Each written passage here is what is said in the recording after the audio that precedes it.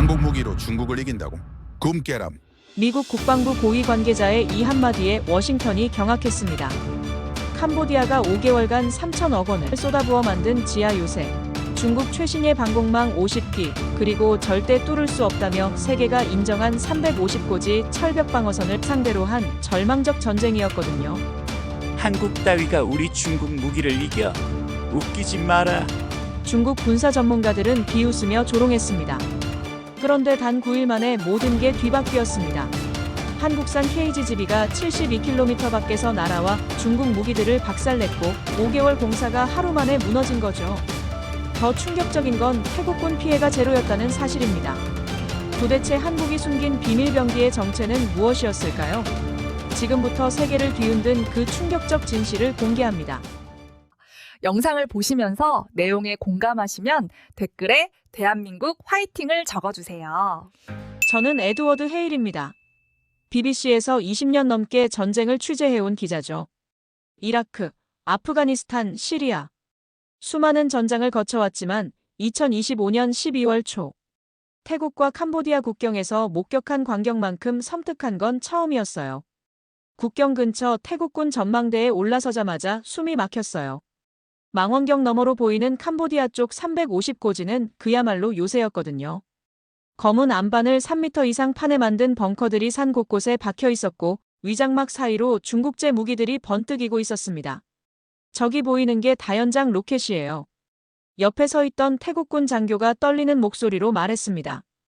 그의 손가락이 가리키는 곳에는 BM-21 카투샤가 여러 대 배치되어 있었죠. 포신들이 태국 쪽을 겨누고 있는 모습이 소름 끼쳤어요. 방공 레이더도 쉴 새 없이 돌아가고 있었고요. 5개월 동안 저렇게 파댔다니. 장교는 쓴웃음을 지었습니다.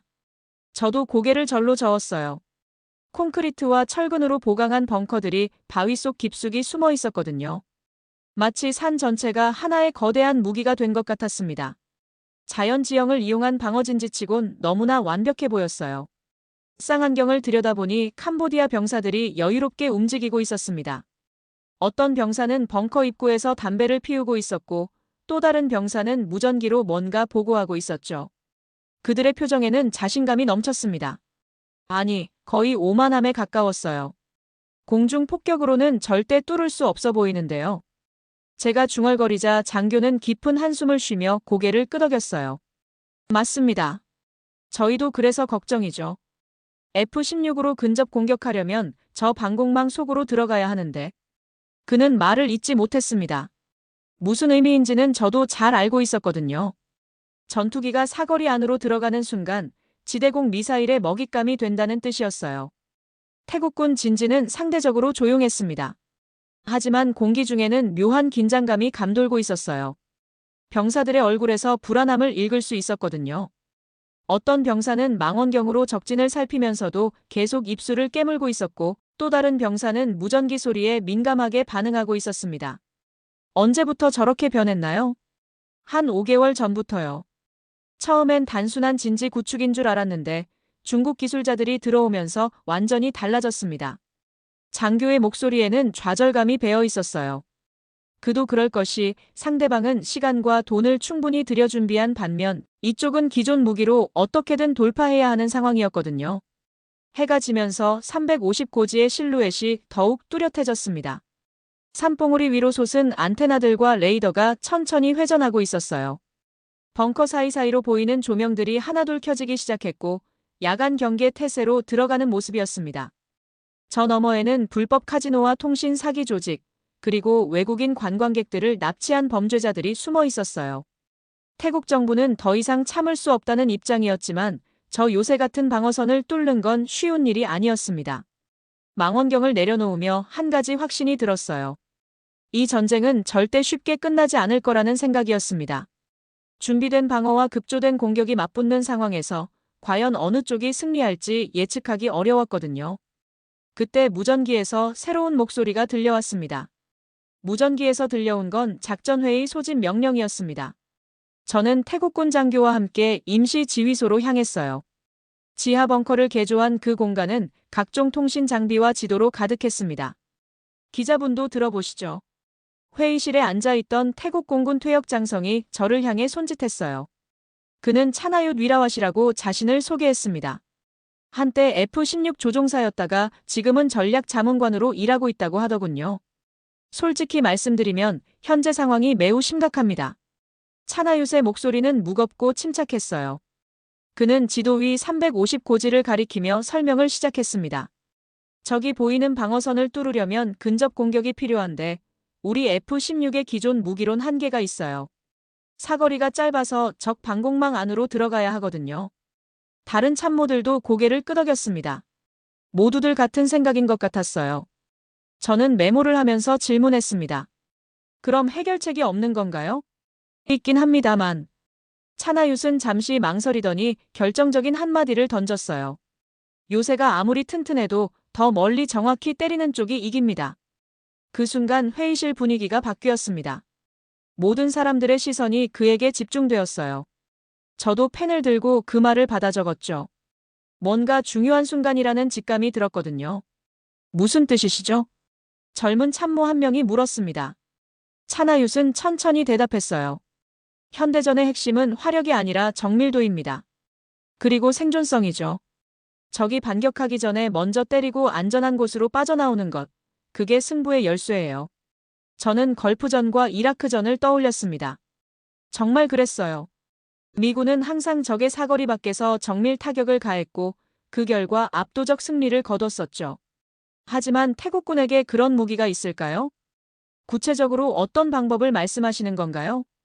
제가 직접 질문하자 차나윕은 잠깐 주변을 둘러보더니 조심스럽게 입을 열었어요. 장거리 정밀 유도무기 말입니다. 적의 방공망 밖에서 정확히 목표물만 파괴할 수 있는 무기요. 그런 무기가 우리에게 있나요? 또 다른 참모가 물었습니다. 차나윕은 고개를 저었어요. 현재로선 없습니다. 하지만 구할 수 있는 방법이 있어요. 그는 더 이상 말하지 않았습니다. 하지만 저는 그의 눈빛에서 뭔가 계획이 있다는 걸 느꼈어요. 회의는 그렇게 애매하게 끝났지만 제 머릿속에는 그의 말이 계속 맴돌았습니다. 더 멀리 정확히 때리는 쪽이 이긴다. 회의가 끝난 후 저는 차나윕과 따로 이야기할 기회를 가졌어요. 아까 말씀하신 장거리 정밀무기, 구체적으로 어떤 걸 염두에 두고 계신가요? 그는 잠시 고민하더니 대답했습니다. 솔직히 말하면 이 전쟁은 기술의 싸움이 될 겁니다. 누가 더 발전된 무기를 가져오느냐에 따라 승부가 갈릴 거예요. 발전된 무기라면? 미국 것만이 최고라는 고정관념을 버려야 할 때가 왔습니다. 그의 말은 의미심장했어요. 저는 그 순간 이 전쟁이 단순한 국지전을 넘어서는 무언가가 될 거라는 예감이 들었습니다. 기술과 전략이 만나는 지점에서 예상치 못한 변수가 등장할 수도 있겠다는 생각이었죠. 밤이 깊어가며 350고지의 불빛들이 더욱 선명해졌습니다.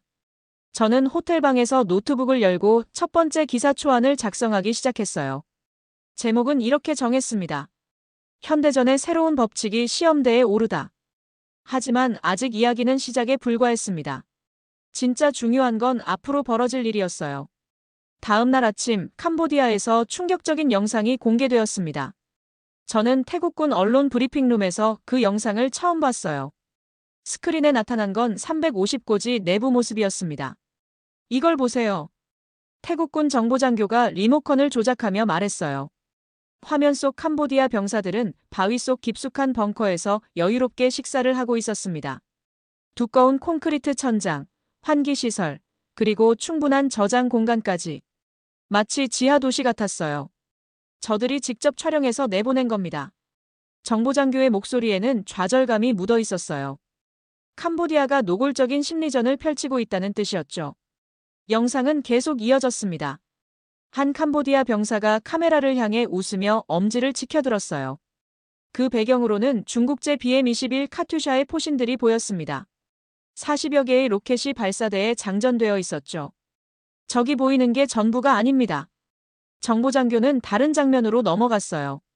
이번엔 방공 레이더와 지대공 미사일 시스템이었습니다. HQ-7 단거리 방공 미사일이 여러 기 배치되어 있었고 레이더는 쉴 새 없이 회전하고 있었어요. 모든 게 중국에서 온 거죠? 제가 물었습니다. 네, 무기뿐만 아니라 기술자들도 와 있어요. 저 시설을 5개월 동안 공들여서 만든 겁니다.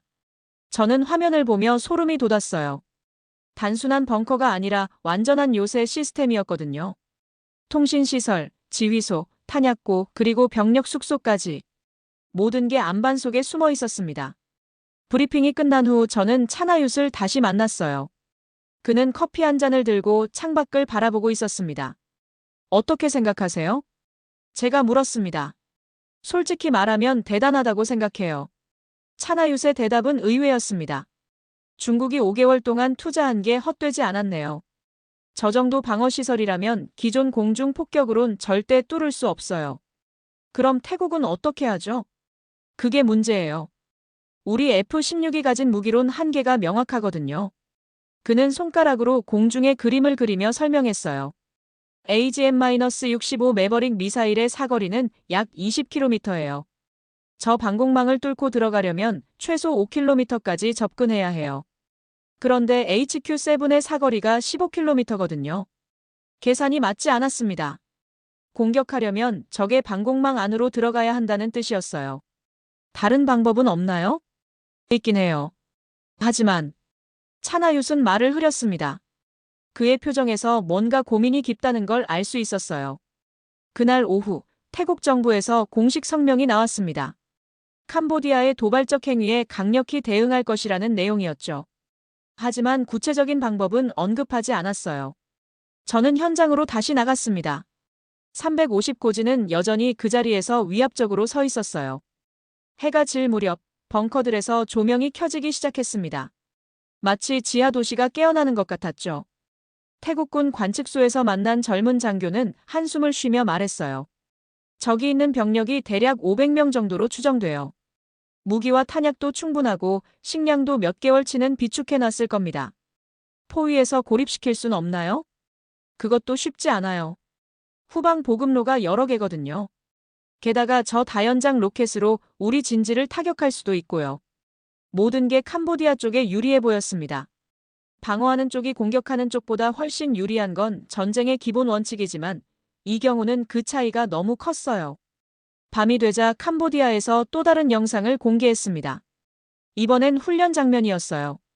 병사들이 벙커 안에서 무기를 점검하고 사격 훈련을 하는 모습이었죠. 모든 동작이 여유롭고 자신만만해 보였어요. 완전히 농성전을 할 생각인 것 같네요. 제가 중얼거리자 옆에 있던 태국군 장교가 고개를 끄덕였어요. 맞아요. 저들은 시간이 갈수록 유리해집니다. 국제 여론도 그렇고 우리 쪽 피로감도 쌓이고요. 상황은 점점 복잡해지고 있었습니다. 단순한 군사적 해결책으론 한계가 있다는 게 명확해졌어요. 그런데 바로 그때였습니다. 다음 날 아침 태국 공군 본부에서 긴급 전략 회의가 열렸습니다. 저는 취재진 자격으로 참석할 수 있었어요. 회의실 분위기는 무겁고 답답했습니다.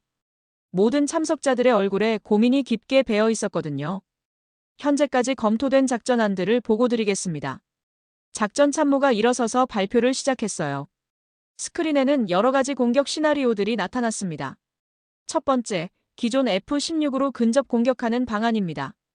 하지만 예상 손실률이 40%에 달합니다. 회의실에서 한숨 소리가 들렸어요. 40% 손실률이라는 건 사실상 자살 작전이나 마찬가지였거든요. 두 번째, 지상군 투입 방안입니다. 하지만 350고지를 점령하는데 최소 2개월이 걸리고 사상자는 작전 참모는 말을 잇지 못했어요. 숫자가 너무 참혹했던 것 같았습니다. 회의실은 침묵에 빠졌어요. 모든 방법이 막다른 길처럼 보였거든요. 그때 뒤쪽에 앉아있던 차나윕이 천천히 일어났습니다. 한 가지 제안이 있습니다. 모든 시선이 그에게 집중되었어요. 저도 펜을 들고 준비했습니다. 한국산 KGGB와 FA-50을 쓰면 어떻습니까? 순간 회의실이 술렁였어요. 몇몇 장성들은 서로 눈빛을 주고받았고 어떤 이는 고개를 저었습니다. 한국산 무기라는 건 그들에게 낯선 선택지였거든요. KGGB가 뭐죠? 공군 참모장이 물었습니다.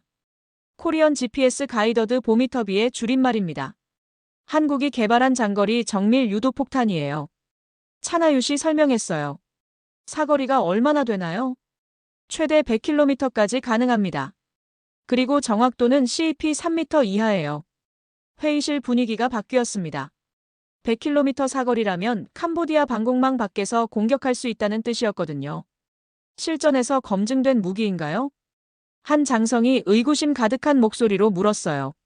솔직히 말하면 대규모 실전 경험은 없습니다. 하지만 기술적 스펙은 확실해요.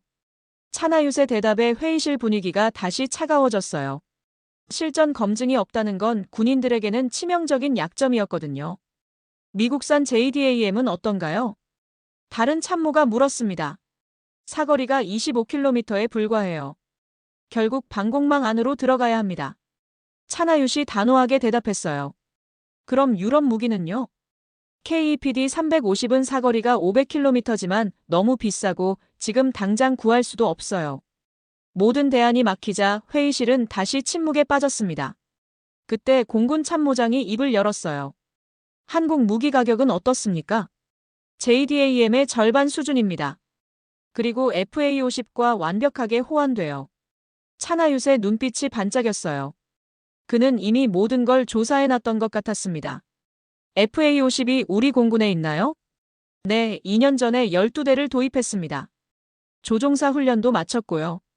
저는 메모를 하면서 이 순간이 매우 중요하다는 걸 느꼈어요. 게임 체인저가 등장했다라고 적었습니다. 하지만 실패하면 어떻게 하죠? 젊은 참모 한 명이 걱정스럽게 물었어요. 그럼 기존 방법으로 돌아가면 돼요. 어차피 지금도 마땅한 방법이 없잖아요.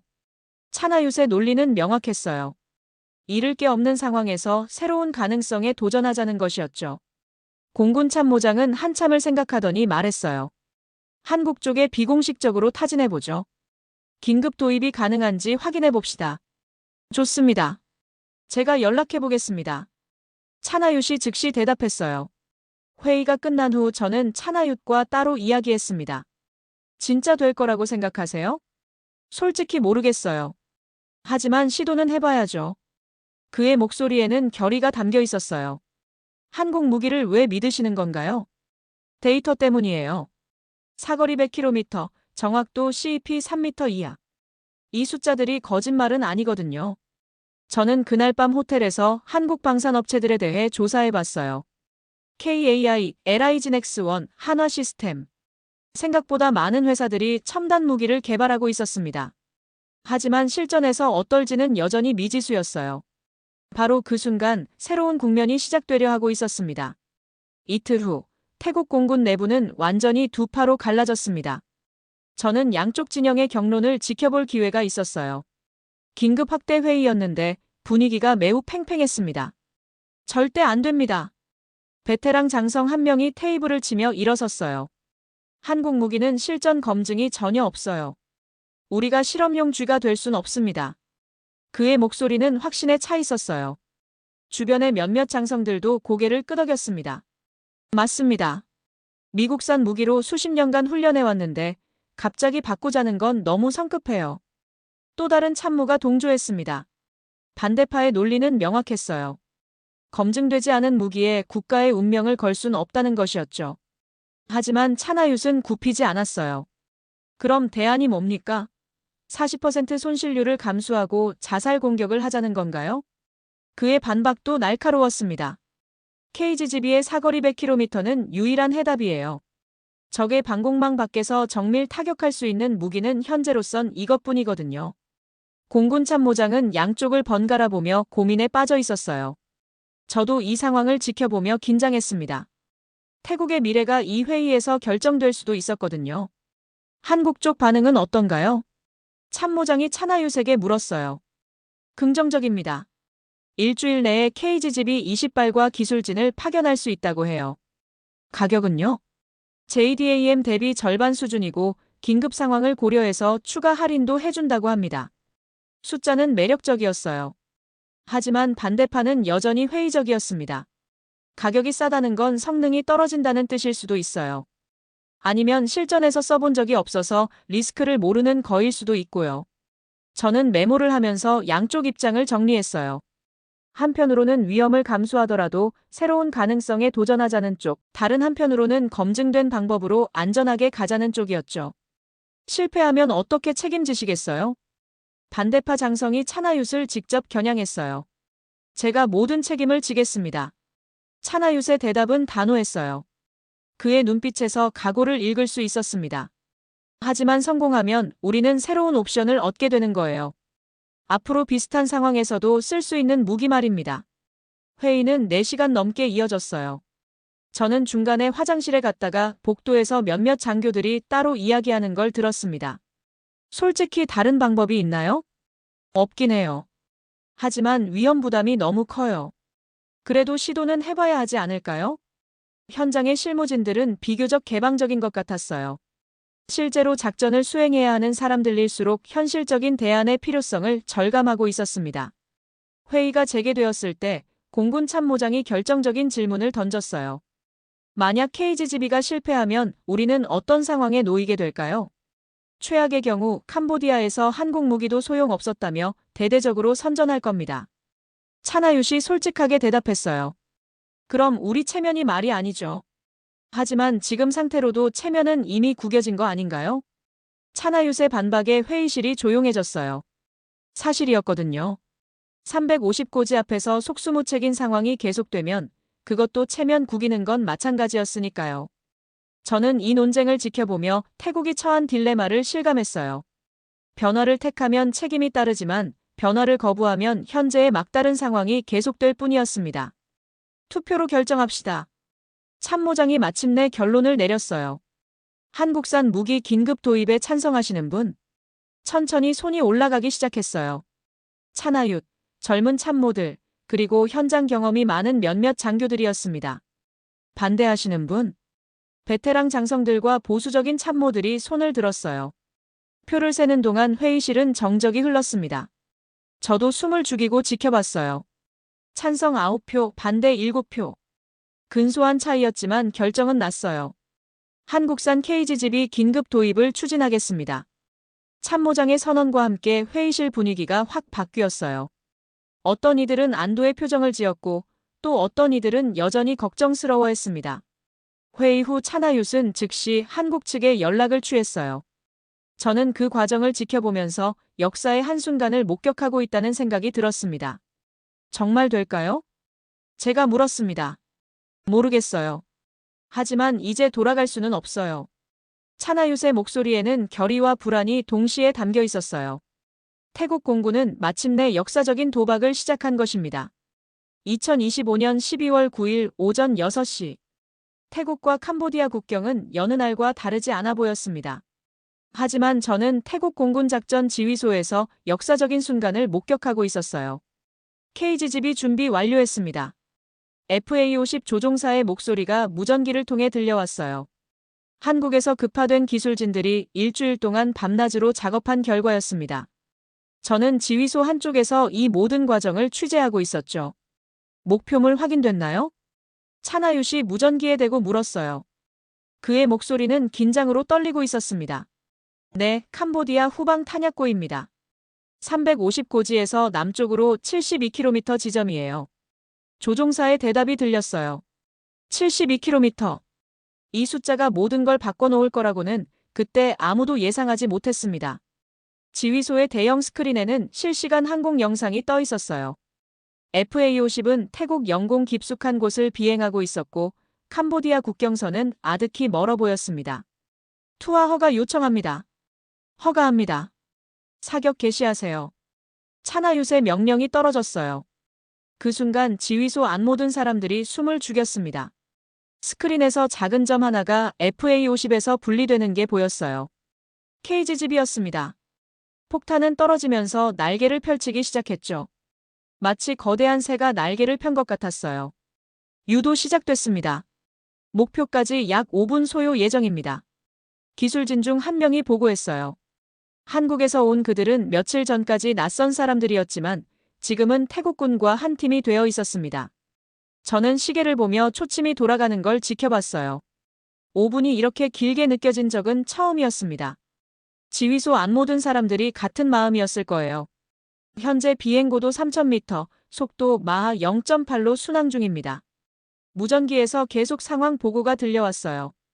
KGB는 GPS 유도를 받으며 정확히 목표물을 향해 날아가고 있었습니다.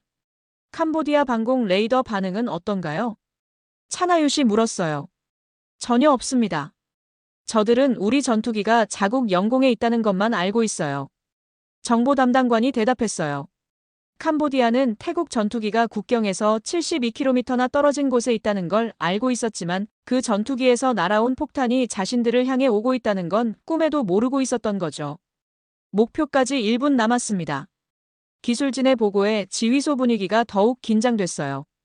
저는 펜을 든 손에 힘을 주며 이 순간을 놓치지 않으려 했습니다. 30초 전, 10초 전, 5, 4, 3, 2, 1. 그리고 그 순간이 왔어요. 스크린 한쪽에 거대한 화염 기둥이 솟아올랐습니다.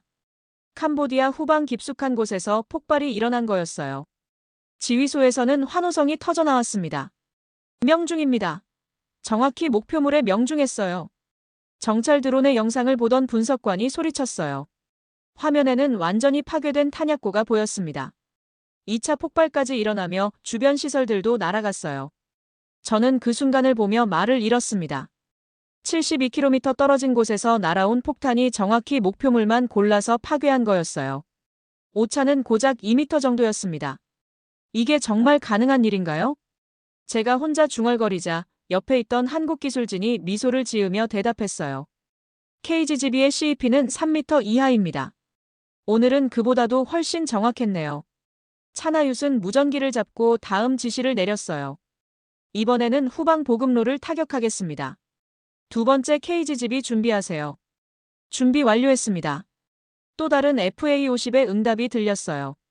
1시간 후 캄보디아 후방의 주요 보급로가 완전히 차단됐습니다. 교량이 정확히 중앙 부분만 끊어져 있었어요. 주변 민간 시설에는 피해가 전혀 없었습니다. 이건 마술이야. 한 태국군 장교가 감탄하며 말했어요. 실제로 그런 것 같았습니다. 보이지 않는 곳에서 날아온 폭탄이 정확히 원하는 곳만 파괴하고 사라지는 것이었으니까요. 캄보디아 측 반응은 당황 그 자체였어요. 무전 감청 결과 그들은 어디서 공격이 왔는지조차 파악하지 못하고 있었습니다. 태국 전투기는 국경에서 너무 멀리 떨어져 있는데 어떻게 우리를 공격할 수 있지? 감청된 캄보디아군 통신에서 혼란스러운 목소리가 들렸어요. 그날 오후 350고지에서도 변화가 감지되기 시작했어요. 후방 지원이 끊기자 캄보디아군이 불안해하고 있다는 보고가 들어왔습니다.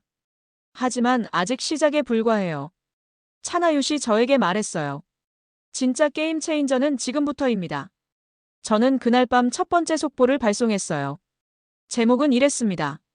태국 72km 거리에서 정밀 타격 성공. 전쟁 양상 급변. 하지만 이건 정말 시작에 불과했어요. 더 놀라운 일들이 기다리고 있었습니다. 폭격 이틀 후, 저는 특별한 인터뷰 기회를 얻었습니다. 한국에서 파견된 기술진과 비공식 만남을 가질 수 있게 된 거였어요. 장소는 방콕 시내의 조용한 호텔 라운지였습니다. 안녕하세요. 박서윤입니다. 한국국방기술연구소에서 온 책임연구원이었어요. 40 초반으로 보이는 그녀의 눈빛은 매우 차분하면서도 예리했습니다. KGGB가 이렇게 정확할 줄은 몰랐어요. 제가 솔직하게 말했습니다. 사실 저희도 실전에서는 처음이었어요. 박서윤이 커피를 한 모금 마시며 대답했어요. 그녀의 목소리에는 안도감이 묻어 있었습니다. 어떤 원리로 작동하는 건가요? 복잡하게 설명하면 끝이 없지만 간단히 말하면 날아가는 컴퓨터예요. 그녀가 미소를 지으며 설명했어요. 투하되는 순간부터 GPS로 자신의 위치를 파악하고 목표물까지의 경로를 실시간으로 계산해요. 바람이나 기상 조건도 모두 고려해서 날개 각도를 조절하죠. 저는 메모를 하면서 감탄했어요. 단순한 폭탄이 아니라 하나의 정밀한 시스템이었던 거죠. 그런데 왜 이렇게 사거리가 길어요? 날개 때문입니다. 투하 후 펼쳐지는 날개가 활공을 가능하게 해요. 높은 곳에서 떨어뜨릴수록 더 멀리 날아가죠. 박서윤은 손으로 글라이더 모양을 그리며 설명했어요. 하지만 멀리 날아가면 정확도가 떨어지지 않나요? 그게 핵심 기술이에요. 실시간 궤도 수정이 가능하거든요. 그녀의 설명은 계속됐습니다. 목표물에 가까워질수록 더 정밀해져요. 마지막 10km 구간에서는 거의 1m 단위로 조절할 수 있어요. 저는 고개를 끄덕였어요. 그래서 탄약고만 정확히 파괴하고 주변에는 피해가 없었던 거였구나 싶었습니다. 개발하는데 얼마나 걸렸나요? 3년 정도요. 하지만 기반 기술은 10년 넘게 축적해온 거예요. 박서윤의 표정이 약간 자랑스러워 보였어요. 처음엔 미국이나 유럽 기술을 따라가려고 했어요. 하지만 언젠가부터 우리만의 방식을 찾기 시작했죠. 어떤 차이가 있나요? 기존 무기들은 대부분 하나의 기능에 특화되어 있어요. 하지만 KGGB는 시스템 전체를 고려해서 설계했어요. 그녀가 더 구체적으로 설명했어요. FA50과의 데이터 링크, 실시간 기상 정보 수신, 심지어 목표물 주변 지형까지 모두 연계돼 있어요. 폭탄이 아니라 패키지라고 보시면 됩니다. 저는 패키지라는 표현이 인상 깊었어요. 단순히 무기 하나를 파는 게 아니라 전체 솔루션을 제공한다는 뜻이었거든요. 그래서 가격도 합리적인 건가요? 맞아요. 각각 따로 사면 비싸지만 통합 시스템으로 만들면 효율성이 높아져요. 박서윤이 고개를 끄덕였어요. 다른 나라들도 관심을 보이고 있나요? 솔직히 말하면 태국이 첫 번째 실전 고객이에요. 그녀의 대답은 의외였어요. 그럼 실험을 하는 셈인가요? 아니에요. 철저히 검증된 기술이에요. 다만 실제 전장에서 써본 적이 없었을 뿐이죠. 박서윤의 목소리에는 확신이 담겨 있었어요. 오늘 결과를 보면서 저희도 놀랐어요. 예상보다 훨씬 정확했거든요. 앞으로 더 발전시킬 계획이 있나요? 물론이죠. 사거리를 150km까지 늘리는 버전을 개발 중이에요. 그리고 다중 목표물 동시 공격 기능도 추가할 예정이고요. 저는 한국 방산 기술의 발전 속도에 감탄했어요. 몇 년 전만 해도 한국은 무기 수입국이었는데 이제는 수출까지 하고 있었으니까요. 가장 자랑스러운 부분이 뭔가요? 정밀도예요. 민간인 피해를 최소화할 수 있다는 점이죠. 박서윤의 대답에서 기술자로서의 자부심을 느꼈어요. 전쟁 무기지만 불필요한 파괴는 막을 수 있어요. 그게 저희 기술의 진짜 가치라고 생각해요. 인터뷰를 마치고 호텔을 나서며 저는 많은 생각에 잠겼어요. 한국의 기술력이 이 정도일 줄은 몰랐거든요. 단순히 무기를 만드는 게 아니라 전쟁의 방식 자체를 바꾸고 있었어요. 그날 밤 저는 두 번째 기사를 작성했습니다. 한국 방산의 숨겨진 실력. 기술력으로 증명한 게임 체인저. 하지만 진짜 시험은 이제부터였어요. 350고지 자체를 공략하는 일이 남아 있었거든요. 박서윤의 마지막 말이 계속 머릿속에 맴돌았습니다. 기술은 혼자서는 아무것도 할 수 없어요. 하지만 올바른 전략과 만나면 세상을 바꿀 수 있죠. 바로 그런 순간이 다가오고 있었습니다. 다음 날 새벽 5시, 태국 공군은 본격적인 350고지 공략에 나섰습니다. 저는 전날 밤부터 작전 지휘소에서 대기하고 있었어요. 이번에는 FA50 4대가 동시에 출격했습니다. 이번 작전은 다릅니다. 차나유시 브리핑을 시작했어요. 350고지의 정면이 아니라 후면과 측면을 타격할 겁니다. KGGB의 우회 공격 능력을 활용하는 거예요. 대형 스크린에 350고지의 3D 지형도가 나타났습니다. 캄보디아가 공들여 만든 방어선은 모두 남쪽 태국 방향을 향하고 있었어요. 하지만 북쪽과 동쪽은 상대적으로 취약했습니다. 일반 폭탄으로는 불가능한 공격이죠. 한국 기술진이 설명했어요. KGGB는 목표물 주변을 선회하면서 최적의 각도로 접근할 수 있거든요.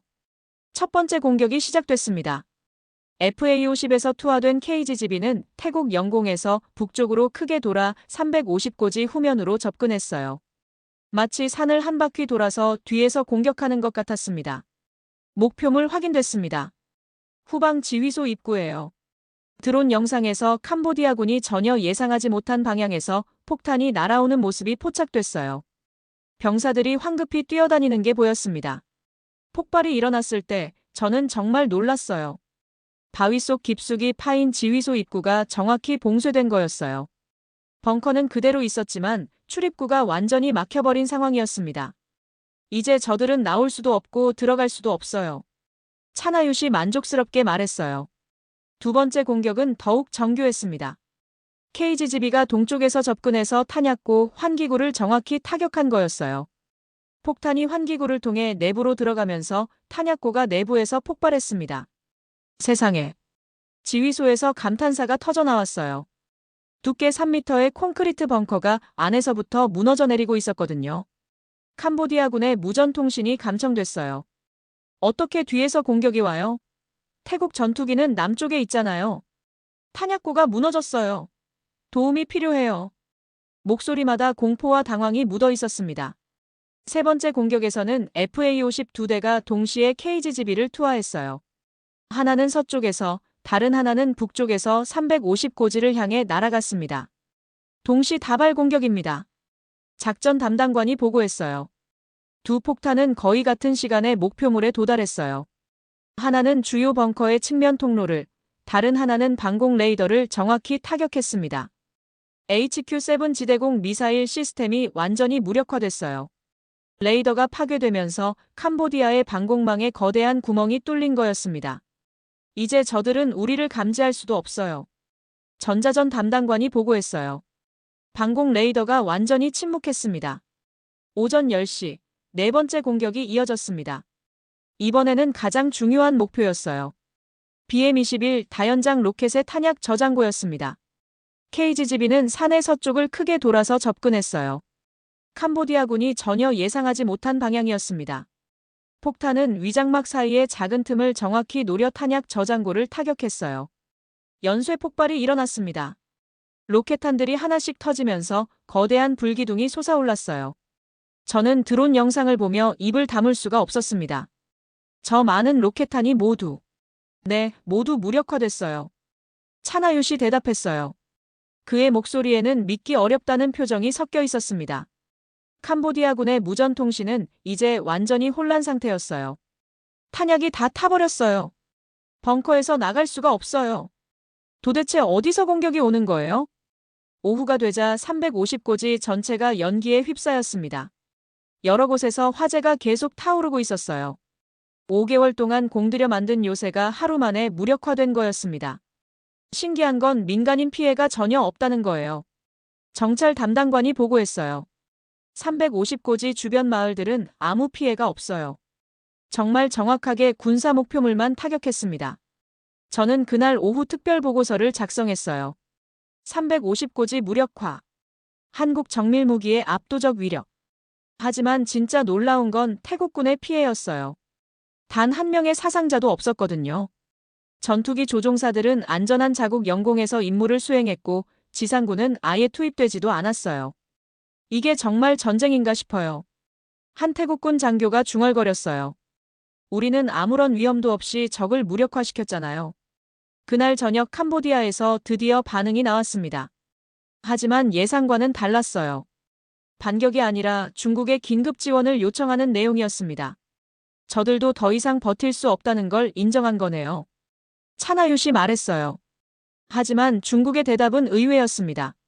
바로 그때 새로운 국면이 시작되려 하고 있었어요. 12월 11일 오후 2시 베이징에서 예상치 못한 발표가 나왔습니다. 저는 태국 외교부 브리핑룸에서 그 소식을 처음 들었어요. 중국 외교부 대변인의 성명이었습니다. 중국은 태국과 캄보디아 간 분쟁의 평화적 해결을 지지한다. 단 한 줄의 성명이었어요. 캄보디아에 대한 추가 지원이나 군사적 개입에 대한 언급은 전혀 없었습니다. 저는 이 짧은 성명의 의미를 곧바로 깨달았어요. 중국이 손을 뗀 거네요. 제 옆에 있던 태국 외교관이 중얼거렸어요. 캄보디아를 버린 건가요? 그런 셈이죠. 태국 정부 고위 관계자가 확인해줬어요. 중국은 비공식적으로 더 이상 군사적 지원을 하지 않겠다고 통보해왔어요. 저는 급히 캄보디아 측 반응을 찾아봤습니다. 푸놈펜에서는 아직 공식 발표가 없었지만 정부 내부가 술렁이고 있다는 소식이 들려왔어요. 왜 중국이 갑자기 태도를 바꾼 건가요? 제가 물었습니다. 결과가 너무 충격적이었던 것 같아요. 외교관이 설명했어요. 중국이 5개월 동안 공들여서 만든 방어시설이 이틀 만에 무력화됐거든요. 중국제 무기들이 완전히 무용지물이 된 거죠. 그 말이 맞았어요. HQ-7 방공 시스템은 KGB를 전혀 감지하지 못했고 BM-21 다연장 로켓은 반격 한 번 못 해보고 파괴됐었거든요. 저는 베이징의 입장을 이해할 수 있었어요. 자신들의 무기와 전술이 완전히 압도당한 상황에서 더 많은 자원을 투입한다는 건 손실만 키우는 일이었으니까요. 오후 4시 캄보디아 국경방위사령부에서 중국 군사고문단에게 보낸 긴급 요청서가 공개됐어요. 외교 경로를 통해 입수한 문서였습니다. 추가 방공 시스템과 장거리 미사일 지원을 요청한다. 현재 상황으로는 태국의 공격을 막을 수 없다. 시급한 군사적 지원이 필요하다.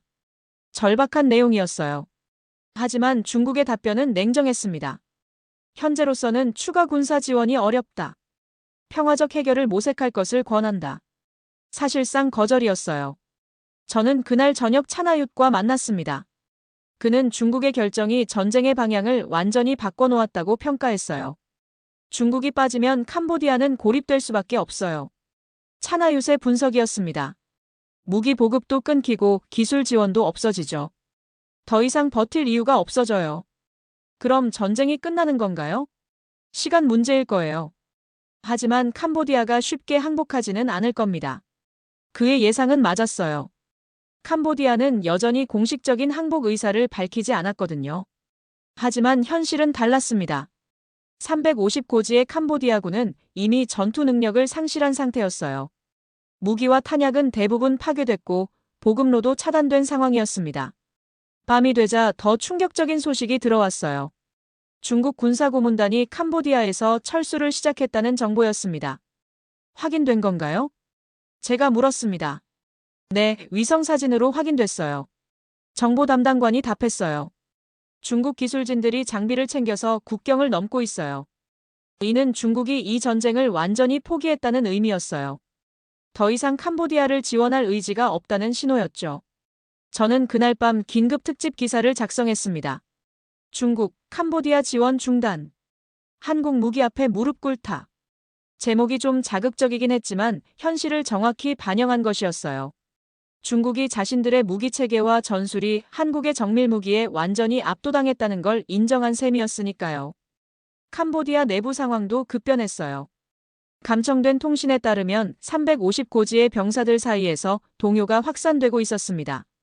중국이 우리를 버렸어요. 이제 어떻게 해야 하죠? 더 이상 버틸 수 없어요. 목소리마다 절망이 묻어 있었어요. 소크린 사령관도 마찬가지였어요. 그는 본부에 긴급 보고를 올렸지만 돌아온 답변은 상황을 지켜보자는 애매한 것뿐이었습니다. 이제 정말 끝났구나. 제가 혼자 중얼거렸어요. 중국의 침묵은 단순한 외교적 수사가 아니었어요. 이 전쟁에서 한국 무기의 압도적 성능을 목격한 후 더 이상 기존 방식으로는 승산이 없다고 판단한 전략적 결정이었죠. 그리고 이는 캄보디아에게 치명적인 배신이었어요. 5개월 동안 중국을 믿고 요새를 구축했지만 정작 중요한 순간에 혼자 남겨진 거였으니까요. 다음 날부터 상황은 더욱 급속도로 변하기 시작했습니다. 12월 12일 새벽 태국 공군은 캄보디아의 숨통을 완전히 조이는 작전에 들어갔습니다. 저는 작전 지휘소에서 이 결정적인 순간을 지켜보고 있었어요. 이번에는 종심 타격입니다. 차나윕이 설명했어요. 350고지를 직접 공격하는 게 아니라 후방 깊숙한 곳의 보급 기지들을 차단할 겁니다. 대형 스크린에는 캄보디아 내륙의 지도가 펼쳐져 있었어요. 350고지에서 북쪽으로 80여 킬로미터 떨어진 곳에 주요 보급 기지가 표시되어 있었습니다. 저기서 모든 물자가 나와요. 정보 담당관이 가리켰어요. 식량, 탄약, 연료. 350고지가 버티는 이유가 바로 저 보급로 때문입니다. FA-50 6대가 동시에 출격했어요. 각자 KGGB를 2발씩 탑재하고 있었습니다. 이번 작전은 지금까지 중 가장 대규모였어요. 첫 번째 목표는 연료 저장고입니다. 무전기에서 조종사의 목소리가 들렸어요. 투하 준비 완료했습니다. 저는 시계를 보며 시간을 재기 시작했어요. 80km 거리라면 KGGB가 도달하는데 약 7분 정도 걸릴 예정이었습니다. 캄보디아 방공망 반응은 어떤가요? 차나윕이 물었어요. 전혀 없습니다.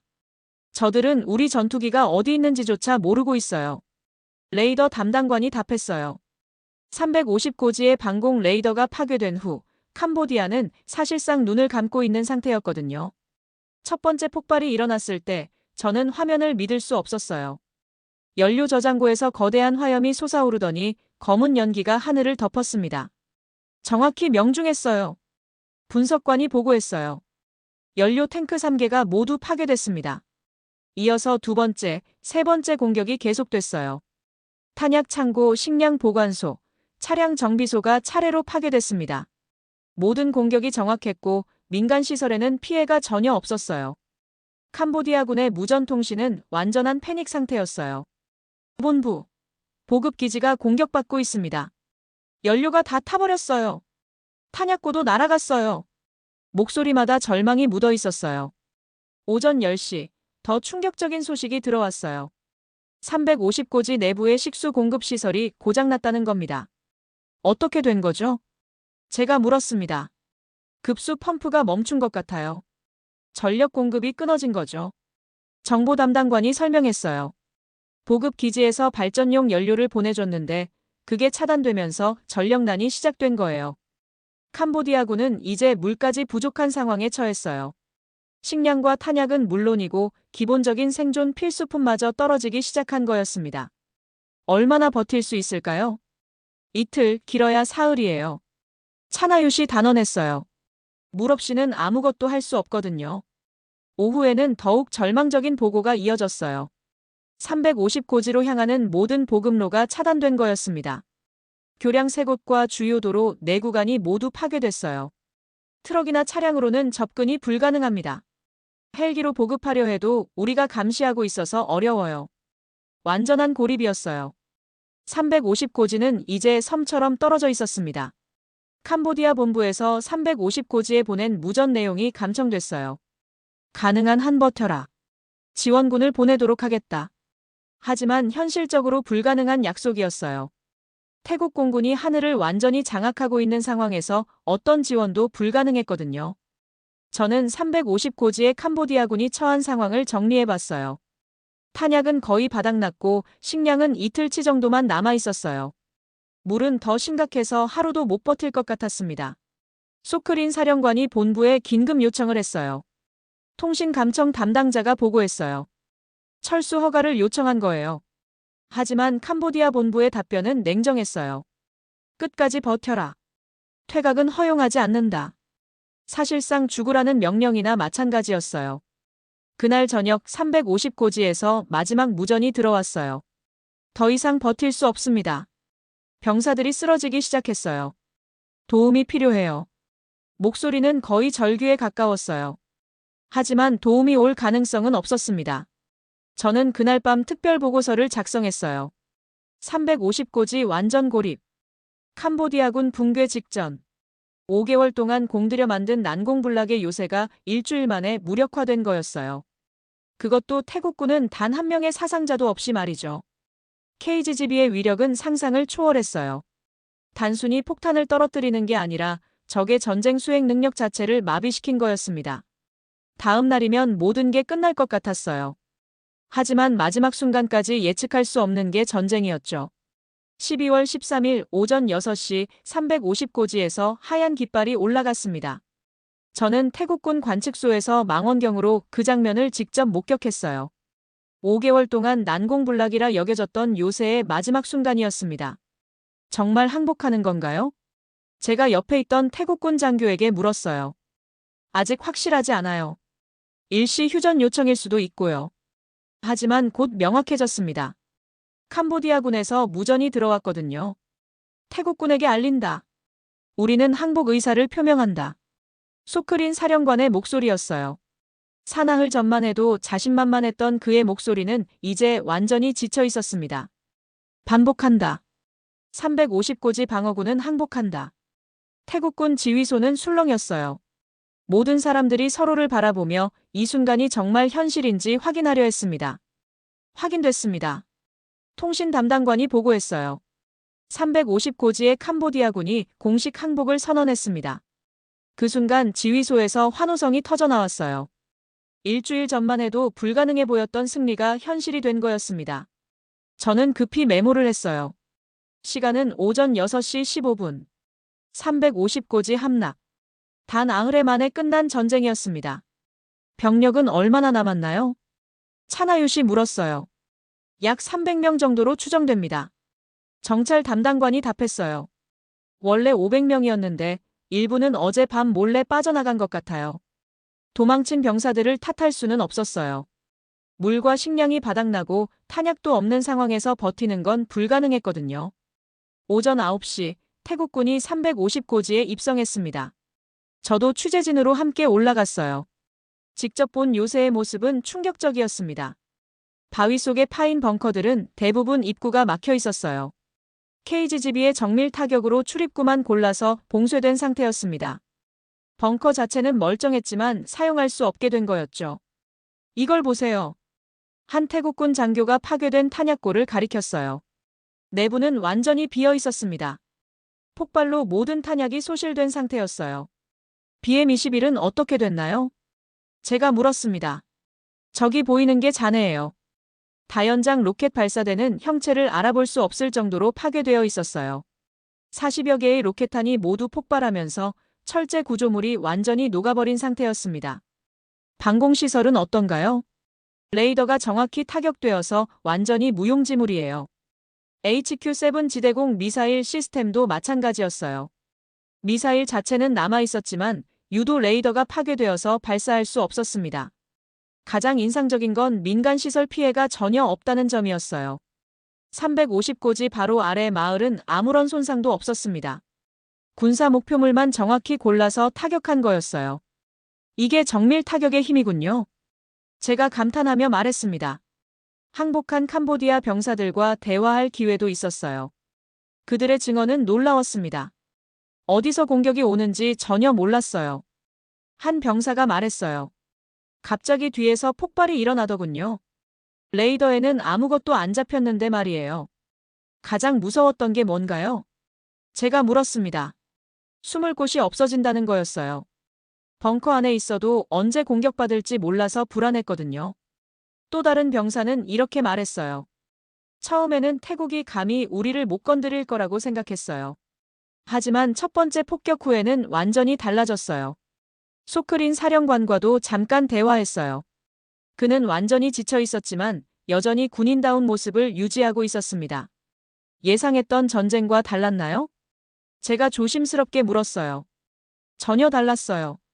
우리는 태국군이 정면으로 공격해올 거라고 생각했거든요. 그가 한숨을 쉬며 대답했어요. 하지만 그들은 보이지 않는 곳에서 공격했어요. 우리가 전혀 대비하지 못한 방식으로 말이에요. 중국의 지원에 대해서는 어떻게 생각하세요? 실망스럽죠. 하지만 이해할 수도 있어요. 그의 대답은 의외로 담담했어요. 중국도 이런 결과를 예상하지 못했을 거예요. 자신들의 무기가 이렇게 무력하다는 걸 몰랐겠죠. 오후에는 350고지 전체가 태국군 통제하에 들어갔어요. 5개월 동안 캄보디아가 공들여 만든 요새는 하루 만에 주인이 바뀐 거였습니다. 저는 요새 꼭대기에서 주변을 둘러봤어요. 멀리 캄보디아 내륙이 보였고 반대편으로는 태국 땅이 펼쳐져 있었습니다. 이 높은 곳에서 두 나라의 운명이 갈린 거였어요. 그날 저녁 저는 특별 보도를 송고했습니다. 9일 전쟁의 종료. 한국 무기가 바꾼 현대전의 패러다임. 350고지의 함락은 단순한 군사적 승리 이상의 의미가 있었어요. 기술의 진보가 어떻게 전쟁의 양상을 완전히 바꿀 수 있는지 보여준 사례였거든요. 하지만 이 승리의 진짜 의미는 아직 다 드러나지 않았어요. 세계가 이 결과를 어떻게 받아들일지는 별개의 문제였으니까요. 밤이 되어 350고지에는 태국 국기가 걸렸습니다. 바람에 펄럭이는 국기를 보며 저는 이 모든 변화가 믿기지 않았어요. 하지만 현실이었습니다. 그리고 이제 새로운 이야기가 시작될 차례였어요. 350고지가 함락된 그날 밤, 저는 방콕의 호텔방에서 밤새 자료를 정리하며 이 전쟁의 의미를 곱씹어봤습니다. 책상 위에는 일주일간 취재한 노트들과 사진들이 가득했어요. 도대체 왜 이렇게 빨리 끝났을까? 제가 스스로에게 던진 질문이었어요. 상식적으로 생각하면 공격자인 태국이 더 많은 피해를 입어야 정상이었거든요. 하지만 결과는 정반대였습니다. 저는 캄보디아 패배의 원인을 하나씩 분석해봤어요. 첫 번째는 사거리였습니다. 캄보디아의 모든 방어 계획은 태국군이 가까이 와서 공격할 거라는 가정에 기반해 있었어요. 하지만 KGB는 100km 밖에서 날아왔습니다. 방어선 밖에서 공격받은 거였죠. 거리가 모든 걸 바꿨구나. 제가 중얼거렸어요. 두 번째는 정확도였습니다. 기존 장거리 공격은 정확도를 포기해야 했어요. 멀리 날리면 명중률이 떨어지는 게 상식이었죠. 하지만 KGB는 달랐습니다. 72km를 날아가서도 오차 3m 이내로 목표물을 타격했어요. 거리와 정확도를 둘 다 잡았다는 게 핵심이네. 세 번째는 예측 불가능성이었습니다. 캄보디아는 정면 공격을 예상했지만 KGB는 후면과 측면에서 우회해서 들어왔어요. 기존 무기로는 불가능한 공격 패턴이었습니다. 저는 소크린 사령관의 마지막 인터뷰를 다시 떠올렸어요. 우리는 태국군이 정면으로 공격해올 거라고 생각했다. 그의 말이 모든 걸 요약하고 있었어요. 캄보디아는 지난 시대의 전쟁을 준비했지만 태국은 미래의 전쟁을 치른 거였습니다. 하지만 더 근본적인 질문이 있었어요. 왜 한국 무기였을까? 미국, 러시아, 중국, 유럽. 세계에는 수많은 무기 생산국이 있었습니다. 하지만 태국은 한국을 선택했어요. 그리고 그 선택이 승리를 가져다 줬습니다. 저는 박서윤과의 인터뷰를 다시 읽어봤어요. 그녀가 말했던 패키지 개념이 핵심이었던 것 같았습니다. 단순히 무기 하나가 아니라 전체 시스템을 제공한 거였어요. KGB FA50 데이터 링크 실시간 기상 정보. 모든 게 연결되어 작동했기 때문에 가능한 결과였어요. 또 다른 요인은 가격이었습니다. JDAM의 절반 가격이면서도 성능은 훨씬 뛰어났어요. 태국 같은 중진국도 부담 없이 도입할 수 있는 수준이었죠. 기술력과 경제성을 동시에 잡았구나. 새벽 2시가 되어서야 저는 결론에 도달했어요. 이 전쟁은 단순한 국경 분쟁이 아니었습니다. 현대전의 패러다임이 바뀌는 순간을 보여준 사건이었어요. 더 멀리, 더 정확하게, 더 효율적으로 공격하는 쪽이 이기는 시대가 온 거였습니다. 캄보디아의 패배는 필연이었어요. 그들은 여전히 20세기식 사고로 21세기 전쟁을 준비했거든요. 아무리 튼튼한 벙커를 만들어도 적이 사거리 밖에서 정확히 때릴 수 있다면 의미가 없었어요. 중국의 포기도 이해할 수 있었어요. 자신들의 무기 체계가 완전히 시대에 뒤떨어졌다는 걸 깨달은 거였죠. 더 투자해봤자 같은 결과가 반복될 뿐이었어요. 한국이 게임 체인저가 된 거네. 제가 최종 결론을 내렸어요. 몇 년 전만 해도 한국은 무기 수입국이었어요. 하지만 이제는 기존 강대국들의 무기를 압도하는 기술을 보유하게 됐습니다. 그것도 실전으로 증명해낸 거였어요. 저는 창밖을 바라봤어요. 방콕의 야경이 반짝이고 있었지만 제 머릿속은 복잡했습니다. 이 전쟁의 결과가 동남아시아 전체의 군사 균형을 바꿀 수도 있었거든요. 태국의 승리는 다른 나라들에게도 메시지를 전달했어요. 한국 무기를 쓰면 강대국과도 맞설 수 있다는 것이었죠. 이는 기존 무기 시장의 판도를 완전히 뒤바꿀 수 있는 사건이었어요. 새벽 3시, 저는 마침내 키보드에 손을 올렸습니다. 9일 전쟁이 끝났다. 그러나 진짜 변화는 이제부터 시작될 것이다. 첫 문장을 이렇게 시작했어요. 이 전쟁이 단순한 태국의 승리로 끝나지 않을 거라는 확신이 있었거든요. 한국의 방산업계는 하루아침에 세계적 주목을 받게 됐어요. 태국의 성공 사례를 본 다른 나라들이 줄을 서서 문의할 게 뻔했습니다. 반대로 기존 무기 강국들은 심각한 도전에 직면했어요. 더 이상 과거의 명성만으로는 시장을 독점할 수 없게 된 거였죠. 세상이 바뀌고 있다. 제가 마지막으로 중얼거렸어요. 350고지에서 벌어진 일은 단순한 군사적 승리가 아니었어요. 기술 혁신이 어떻게 기존 질서를 뒤바꿀 수 있는지 보여준 역사적 순간이었습니다. 그리고 그 중심에 한국이 있었어요. 더 이상 변수가 아니라 새로운 표준을 제시하는 나라가 된 거였죠. 아침 해가 떠오르며 새로운 하루가 시작됐습니다. 하지만 세상은 이미 전날과 달라져 있었어요.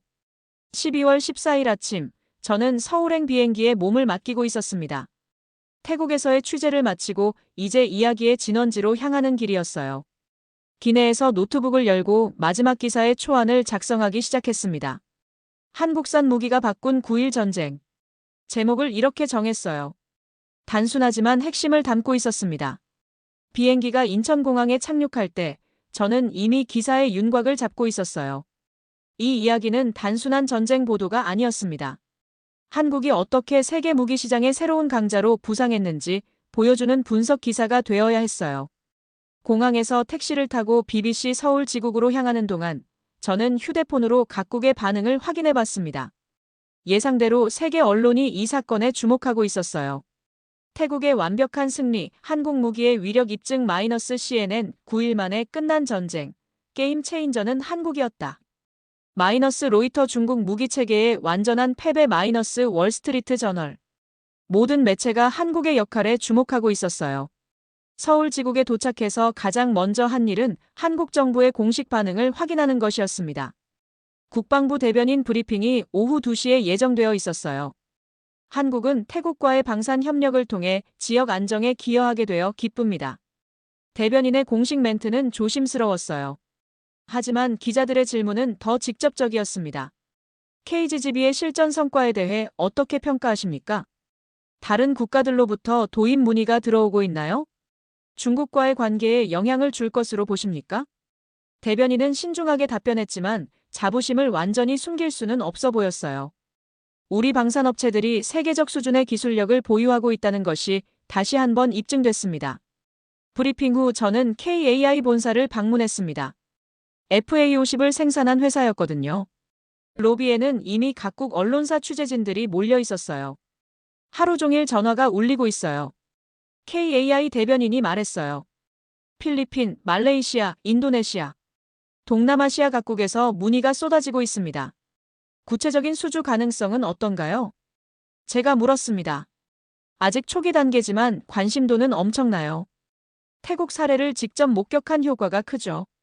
다음으로 LIG넥스원을 찾았어요. KGGB를 개발한 회사였습니다. 여기도 마찬가지로 분주한 분위기였어요. 솔직히 이 정도 반응은 예상하지 못했어요. 개발진 중 한 명이 말했어요. 실전 검증이 이렇게 강력한 마케팅 효과를 낼 줄은 몰랐거든요. 앞으로 생산 계획은 어떻게 되나요? 대폭 늘려야 할 것 같아요. 현재 생산 능력으로는 문의량을 감당할 수 없어요. 저녁에 저는 한국국방연구원의 전문가와 만났습니다. 이 사건이 한국 방산업계에 미칠 영향을 분석하기 위해서였어요. 이번 사건은 한국 방산의 터닝포인트가 될 겁니다. 전문가의 분석이었습니다. 그동안 기술력은 있었지만 실전 검증이 부족했어요. 이제 그 한계를 완전히 극복했죠. 구체적으로 어떤 변화를 예상하세요? 첫째, 수출이 급증할 겁니다. 둘째, R&D 투자가 늘어날 거고요. 셋째, 국제적 위상이 크게 높아질 것 같아요. 그의 예측은 설득력이 있었어요. 특히 중소국가들의 관심이 클 겁니다. 강대국과 맞설 수 있는 무기를 합리적 가격에 구할 수 있게 됐으니까요. 밤늦게 호텔로 돌아와서 저는 마침내 기사를 완성했습니다. 태국과 캄보디아 간 9.1 전쟁은 한국 방산업계의 역사적 전환점이 되었다. KGGB와 FA50의 압도적 성능은 세계 무기 시장에 새로운 강자의 등장을 알렸다. 이렇게 시작하는 기사였어요. 더 이상 한국은 무기 수입국이 아니다.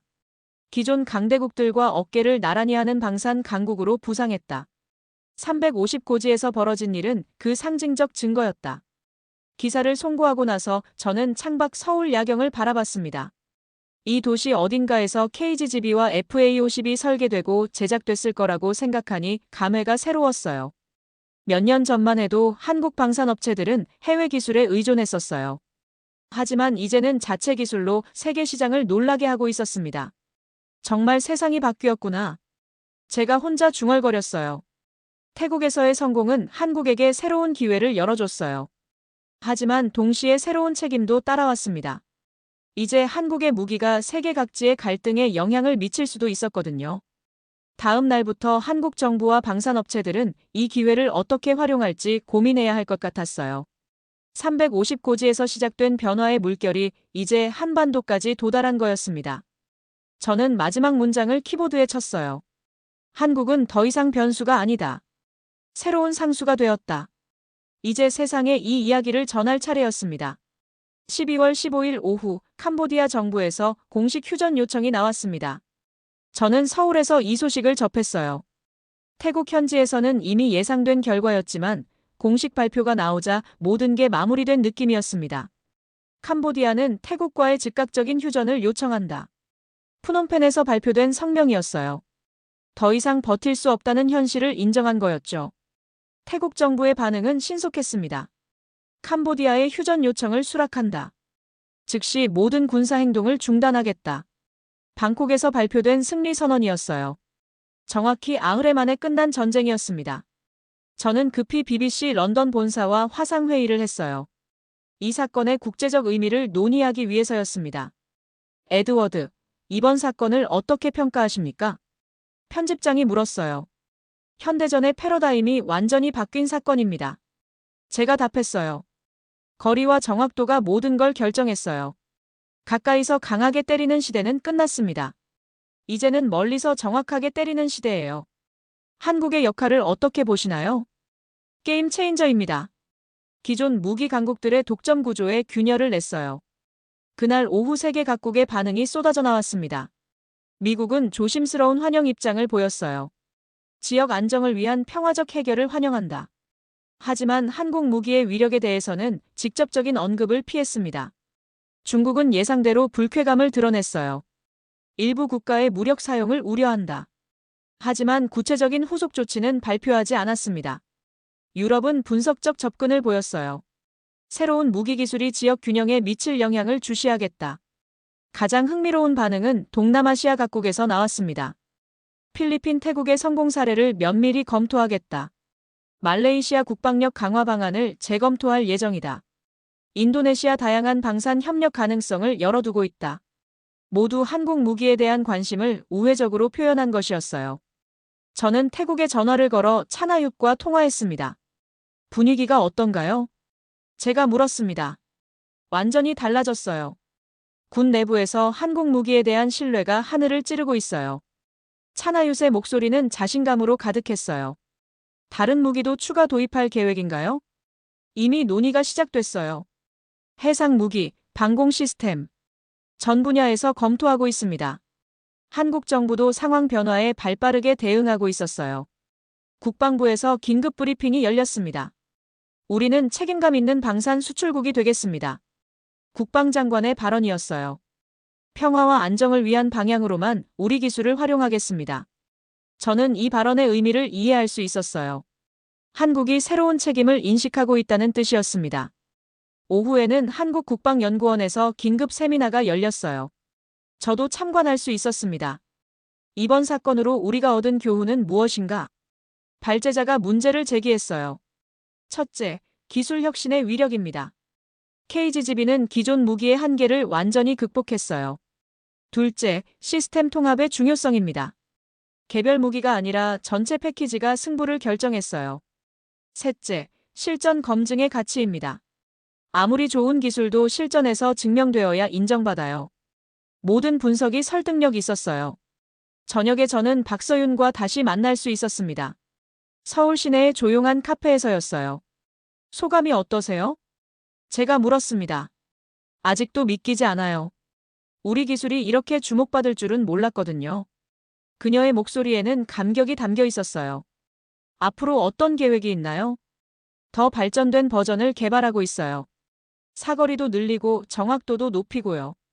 부담은 없나요? 물론 있어요. 이제 우리 기술이 세계 평화에 미칠 영향도 생각해야 하니까요. 그녀의 말에서 기술자로서의 책임감을 느꼈어요. 밤늦게 호텔로 돌아와서 저는 마지막 정리 기사를 작성했습니다. 9일 전쟁이 남긴 교훈. 제목을 이렇게 정했어요. 이 전쟁은 기술이 어떻게 기존 질서를 뒤바꿀 수 있는지 보여줬다. 한국은 새로운 무기 강국으로 부상했고 세계는 이 변화에 주목하고 있다. 하지만 진짜 시험은 이제부터다. 한국이 이 새로운 지위를 어떻게 활용할 것인가가 앞으로의 과제다. 기사를 송고한 후 저는 창밖을 바라봤어요. 서울의 야경이 평화로워 보였지만 세상은 이미 변하기 시작했습니다. 350고지에서 시작된 변화의 물결이 이제 전 세계로 퍼져나가고 있었어요. 한국은 더 이상 무기 수입국이 아니었습니다. 새로운 기준을 제시하는 방산 강국이 된 거였죠. 그리고 이 모든 변화의 중심에는 기술 혁신이 있었어요. 더 멀리, 더 정확하게 마이너스 이것이 새로운 시대의 키워드가 된 것입니다. 일주일 후, 저는 서울 남산타워 전망대에서 도시 야경을 바라보며 마지막 원고를 작성하고 있었습니다. 아래로는 한강이 유유히 흐르고 있었고 멀리 강남의 불빛들이 반짝이고 있었어요. 이 전쟁은 국경에서 시작됐지만 결과는 세계 무기 시장을 바꿨다. 제가 마지막 문장을 쓰기 시작했어요. 휴대폰에는 계속 소식들이 들어오고 있었습니다. 필리핀이 한국산 FA-50 추가 도입을 공식 발표했고 말레이시아도 KGGB 구매 협상에 들어갔다는 뉴스였어요.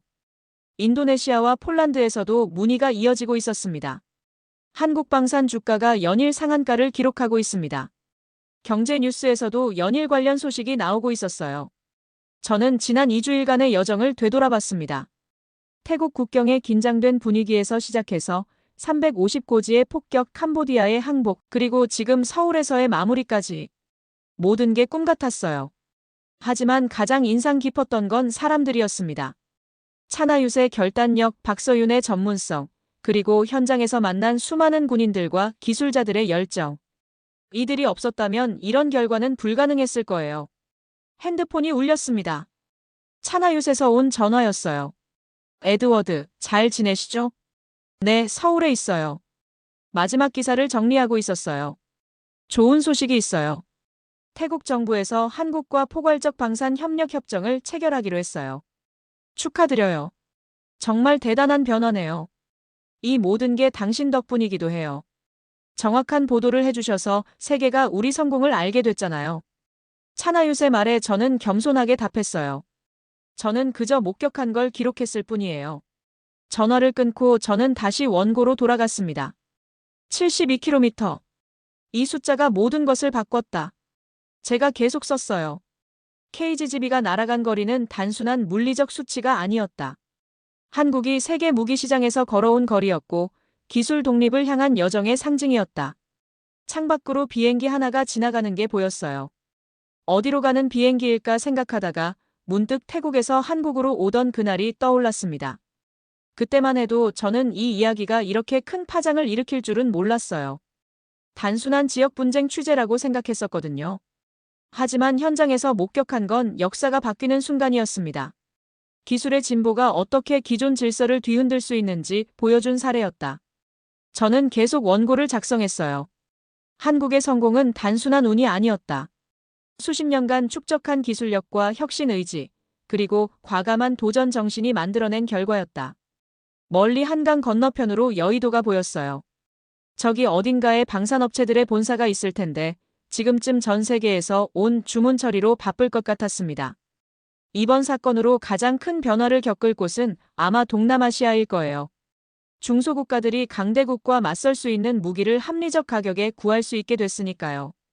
지역 균형이 완전히 달라질 수도 있었습니다. 하지만 진짜 변화는 이제부터다. 제가 마지막 단락을 시작했어요. 한국은 새로운 책임을 져야 한다. 강력한 무기를 만드는 것도 중요하지만 그것을 어떻게 사용하느냐는 더욱 중요하다. 세계 평화에 기여하는 방향으로 이 기술을 활용해야 한다. 시계를 보니 자정이 넘어 있었어요. 하지만 전혀 피곤하지 않았습니다. 이런 역사적 순간을 기록할 수 있다는 게 기자로서 얼마나 행운인지 새삼 느꼈거든요. 9일간의 전쟁이 끝났다. 하지만 한국의 새로운 여정은 이제 막 시작되었다. 저는 마지막 문장을 완성했어요. 원고를 저장하고 나서 저는 핸드폰으로 BBC 런던 본사에 전화를 걸었습니다. 편집장님, 최종 원고 완성됐습니다. 수고하셨어요, 에드워드. 정말 훌륭한 특종이었습니다. 감사합니다. 송고하겠습니다. 파일을 전송하고 나니 모든 게 끝난 기분이었어요. 하지만 동시에 새로운 시작이라는 생각도 들었습니다. 이 이야기는 분명 계속될 거예요. 한국의 방산 기술이 세계에 미칠 영향, 각국의 대응, 그리고 새롭게 형성될 국제 질서까지. 앞으로 몇 년간은 이 주제를 계속 추적해야 할 것 같았습니다. 남산타워를 내려오며 저는 다시 한번 서울 야경을 바라봤어요. 평화로워 보이는 이 도시에서 세계를 놀라게 한 기술이 만들어졌다는 게 신기했습니다. 택시를 타고 호텔로 향하는 길에 저는 창밖으로 지나가는 풍경들을 바라봤어요. 한강다리의 불빛, 고층 빌딩들의 네온 사인, 그리고 늦은 시간까지 불이 켜진 사무실들. 정말 세상이 바뀌었구나. 제가 마지막으로 중얼거렸어요. 350고지에서 72km를 날아간 KGB처럼 한국도 이제 세계 무대에서 새로운 높이로 날아오른 것 같았습니다.